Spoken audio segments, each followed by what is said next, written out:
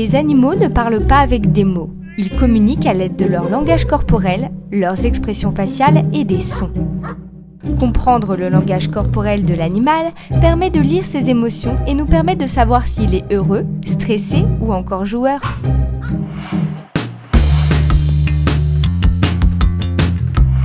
Bonjour, je m'appelle Françoise. Bonjour, je m'appelle Loïc. Nous sommes éducateurs canins et félins à la SPA. Aujourd'hui, nous allons t'apprendre à comprendre le langage de l'animal et avoir les bonnes attitudes et les bons comportements pour éviter les accidents. Mais alors, si l'animal ne peut pas parler notre langage, comment peut-on lire ses émotions à travers son langage corporel ? Quand il s'agit d'un chien, il faut être attentif à plusieurs choses pour comprendre notre animal.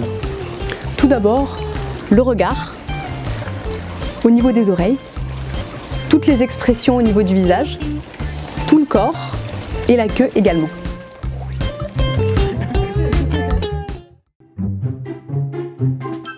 Certaines postures sont caractéristiques d'une émotion chez l'animal.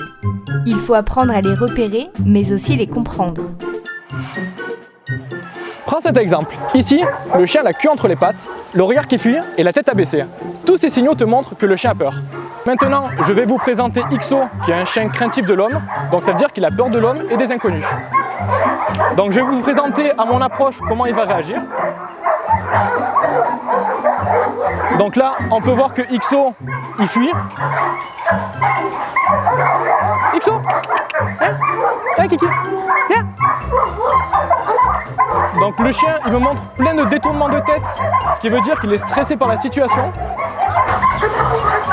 Donc là, on voit bien que le chien, il essaie de s'enfuir au maximum, mais il est maintenu par la laisse. Si moi, je force l'interaction, donc si je me force le fait d'aller vers lui, je peux rentrer dans sa zone critique et il pourrait m'attaquer par la suite, donc me mordre.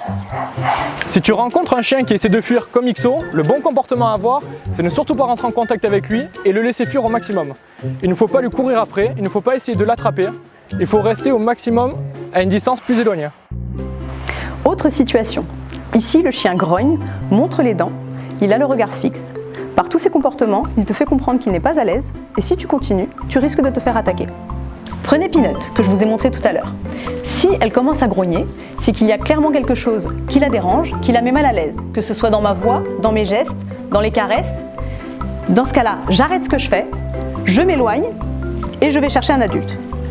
Si tu rencontres un chien qui grogne, tu ne dois pas t'approcher, éloigne-toi au maximum et va chercher un adulte. Nouvelle situation. Ici, le chien pose les pattes en avant et relève le derrière. Ceci est un appel au jeu. Donc je vais vous présenter Lucky, qui est un chien berger belge malinois. Donc c'est des chiens très joueurs. Les chiens comme ça, pour jouer avec eux, il faut leur présenter uniquement des jouets. Donc là par exemple, j'ai un jouet dans la main, je vais lui présenter et laisser jouer avec. Hey Lucky! Voilà, c'est bien Kiki! Oui! C'est bien! C'est bien Kiki! C'est bien Kiki! Allez. C'est bien Kiki! Toujours féliciter le chien quand on joue avec lui. Et quand on voit que le chien commence à monter trop en pression, hop, on lâche le jouet, on protège ses mains pour éviter que le chien les morde. Donc en conclusion, quand tu dois jouer avec un chien, il faut toujours lui présenter un jouet, ne pas lui présenter tes mains. Et quand tu vois que le chien monte trop en excitation, il faut stopper le jeu. Repérer les postures chez le chien nous permet de comprendre ce qu'il cherche à nous dire. À notre tour, il faut adapter notre comportement pour une communication parfaite.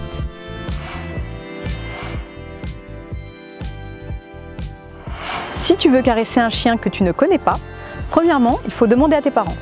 Ensuite, il faut demander au propriétaire. Bonjour. Bonjour. Est-ce que je peux caresser ton chien? Oui, tu peux. Elle s'appelle comment? Patchouli. Patchouli. Alors, il faut toujours la laisser nous renifler et on essaye de caresser sur le bas de la tête, vraiment le cou, le menton. Ça, c'est des endroits que les chiens aiment bien. On peut également tester le fait de voir si elle a envie de se faire caresser encore. Il suffit d'arrêter et si elle revient vers vous, dans ce cas-là, oui, elle a envie de se faire caresser.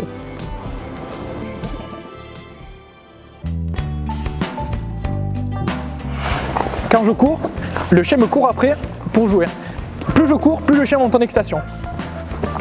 Donc, la technique à avoir, c'est s'arrêter et laisser faire. Et le chien va se calmer tout seul. C'est bien Kiki. Donc on a vu, si le chien vient nous courir après, la technique à avoir, c'est faire le poteau, croiser les bras. Mais si on trébuche, une fois qu'on est au sol, la technique c'est faire une boule, protéger son visage et ses mains.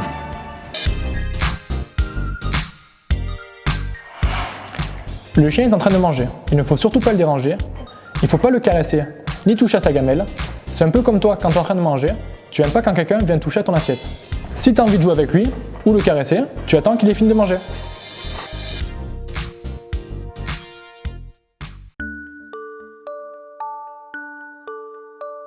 Lorsqu'un chien est dans son panier, il ne faut pas venir le déranger. C'est son territoire, c'est un peu comme ta chambre.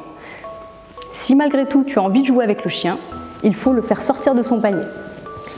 Naya, Naya, viens ma belle, viens ma belle.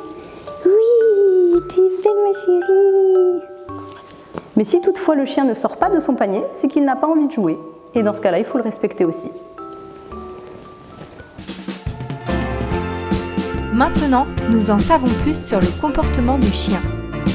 Mais qu'en est-il du chat ? Nous voici en chatterie et je vais t'apprendre le comportement du chat pour que tu puisses mieux le comprendre et mieux te comporter avec lui. Le chat est un animal discret qui aime bien se cacher.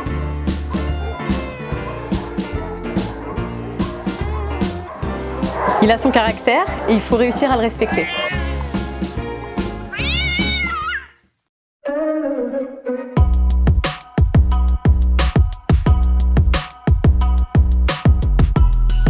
Alors je vais vous amener voir Polochon, qui est un chat qui est hyper câlin. Venez voir.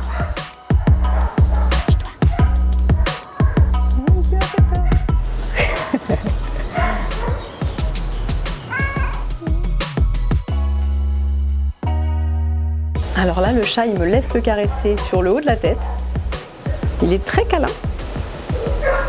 Voilà. Et là, j'essaye d'aller un peu plus loin. Il a l'air d'apprécier. Voilà. Après, il faut quand même continuer à regarder tout le chat. Parce que derrière, en fait, ça se trouve, ça peut l'énerver et il peut se retourner et mettre un coup de patte.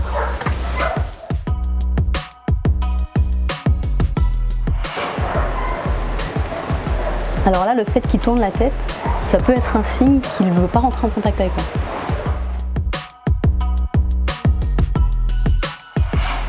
Alors le chat, vu que c'est un grand chasseur, il a tendance à pourchasser des objets. Et vu qu'on peut s'en servir justement dans la communication avec eux pour initier un contact, un chat qu'on ne connaît pas, on peut commencer à jouer avec des jouets justement un peu longs, jamais trop près parce que dans le jeu ils risquent de s'emporter et de mettre un coup de patte. Parce que eux ils sont vraiment comme des prédateurs quoi, quand ils jouent, donc il faut faire attention. Alors si on est patient, qu'on respecte le rythme du chat et qu'on ne le brusque pas, ça deviendra ton meilleur ami.